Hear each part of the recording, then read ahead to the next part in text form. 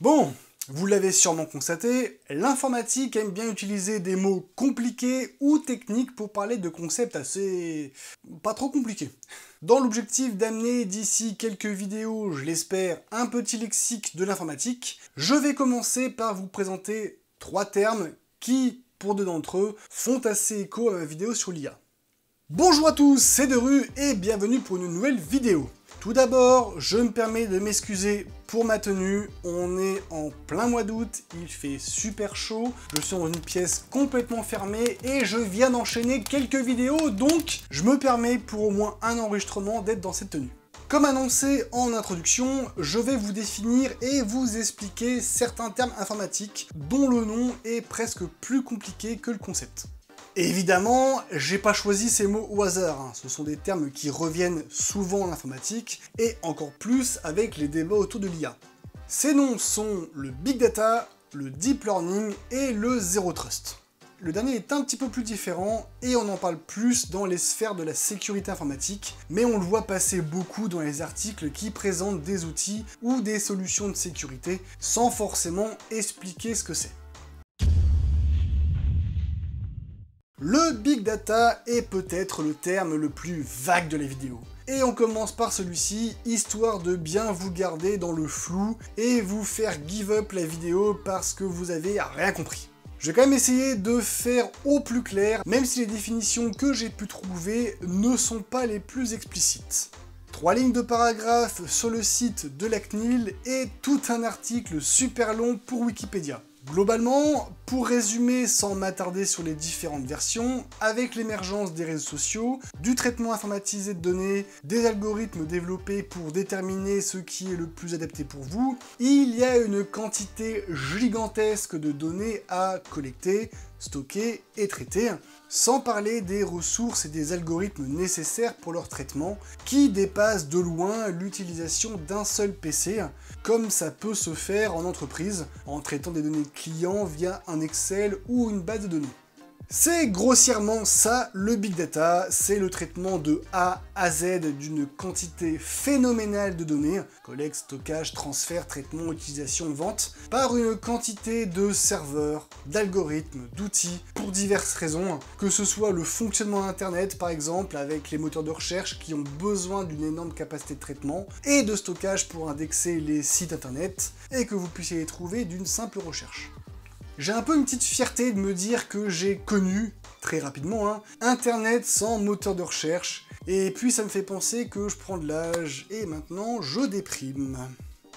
Et Facebook, votre réseau social préféré, enfin si vous faites partie d'une tranche d'âge de la population dont je tairai l'âge pour ne pas avoir de problème avec ma mère, utilise comme tous les réseaux sociaux le Big Data pour traiter toutes les données que vous lui donnez, que ce soit en termes de stockage de vos profils, vos messages, vos photos et vidéos, et surtout afin de les utiliser, soit pour les revendre, coucou Cambridge Analytica, soit pour bien vous cibler avec de la publicité, soit pour entraîner son IA, mais ça, on va le voir juste après.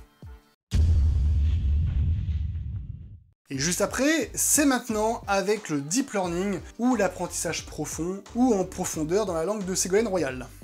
Rien que le nom, que ce soit en anglais ou en français, est déjà un peu évocateur, contrairement à Big Data, grosses données. Quand on parle d'apprendre en profondeur pour un être humain, je vous arrête tout de suite, ça veut pas dire aller apprendre les maths en plongée sous-marine, Alors celle-là, je la garde pas. Ça signifie apprendre en détail très largement un sujet de la manière la plus complète possible.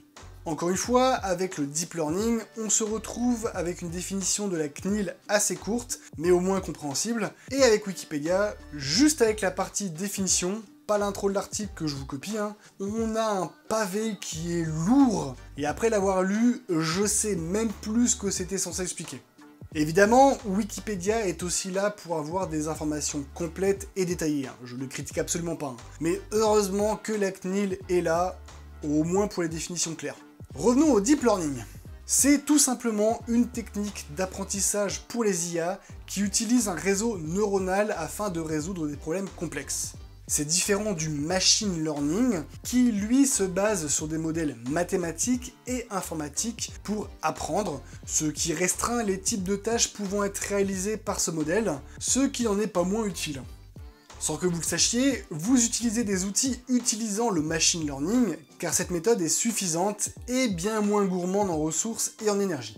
Le réseau de neurones artificiels utilisé par des IA tend à vouloir simuler un cerveau et une véritable intelligence, mais sans ce deep learning, cet apprentissage utilisant le big data, et donc on y arrive enfin à vos données Facebook et Instagram servant à entraîner une IA, on se retrouverait avec des IA ayant l'intelligence d'un enfant de 3 mois. Si ChatGPT arrive à vous faire des réponses bien construites avec des structures et un vocabulaire correct, c'est grâce au deep learning. De même, si ChatGPT ou une autre IA peut vous proposer des procédures, des techniques ou des résumés inexistants sur Internet, c'est grâce au deep learning, à cet apprentissage intense et complet via le big data, pour que l'IA puisse comprendre et assimiler les règles de grammaire, la structure d'une procédure, l'analyse d'un texte, etc. Pour cette dernière définition, qui pour moi est la moins vague, j'ai pas dit qu'elle était claire pour autant. Changeons un petit peu de site et passons à Wikipédia et le site de Zscaler, qui est un éditeur de solutions de sécurité, pour parler du Zero Trust. Le Zero Trust a pour le coup une traduction littérale française qui dit tout, zéro confiance. Le principe est que aucun accès, aucun droit ne doit être accordé sans vérification préalable. Actuellement, la méthode d'accès et de droit informatique est majoritairement basée sur un principe de groupe et de privilèges. Les groupes, RH, direction, AD, réseau, n'ont pas accès aux mêmes ressources, mais peuvent avoir les mêmes privilèges. De la même façon, les différents privilèges octroient des droits différents, mais peuvent être affectés à des membres de groupes variés. Imaginons un peu mes propos. Pour entrer dans un bâtiment un minimum sécurisé, un visiteur pourra entrer dans le hall et devra se présenter à l'accueil pour déclarer son identité et le motif de sa visite. Là où un employé aura juste à badger pour accéder à certaines parties du bâtiment. Et imaginons, le patron pourra aller là où il veut sans aucun blocage ou vérification qu'il s'agit bien du patron.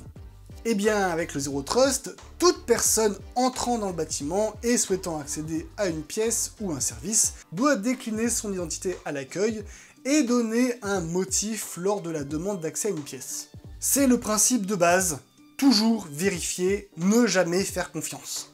Le principe du Zero Trust ne se limite pas à la vérification de l'identité de l'utilisateur et s'il peut ou non accéder à des ressources. Ça va un peu plus loin en analysant ses adresses IP habituelles, le PC depuis lequel l'accès est demandé, le trafic et les requêtes habituelles envoyées par l'utilisateur, tout ce qui est possible pour éviter les usurpations de comptes ou d'ordinateurs. Cette méthode est possible depuis plusieurs années grâce à l'évolution du cloud, qui permet une plus grande capacité et vitesse de traitement de tous ces points de vérification qui risquaient de ralentir tout le réseau avec les innombrables traitements qu'il faudrait faire à l'heure. J'espère quand même que ces explications du big data, du deep learning ou du Zero Trust ont été assez compréhensibles pour vous. Si jamais ça ne l'est pas, mettez-le en commentaire et j'essaierai de mieux expliquer une prochaine fois. Si c'est bon pour vous, maintenant, vous êtes parfaitement calé sur le sujet de l'IA grâce à moi. Se calmer avec le melon. Je pense au moins vous avoir fourni une bonne base, mais base de base, pour comprendre les méthodes d'apprentissage de l'IA et même les enjeux de l'IA avec la vidéo sur le sujet, et comprendre un peu plus les nouveaux défis de la cybersécurité avec le Zero Trust. Merci d'avoir regardé cette vidéo jusqu'à la fin. Si elle vous a plu, n'hésitez pas à vous abonner si ce n'est pas déjà fait, ça coûte rien. N'hésitez pas à partager la vidéo pour qu'elle soit vue par un maximum de monde, à cliquer sur le pouce en l'air, ça m'encourage très fortement, à laisser un commentaire si vous avez une remarque ou une question, et à me rejoindre sur les réseaux sociaux. Sur ce, je vous souhaite une bonne nuit, bonne soirée, bonne journée, et n'oubliez pas, la sécurité est l'affaire de tous. Ciao!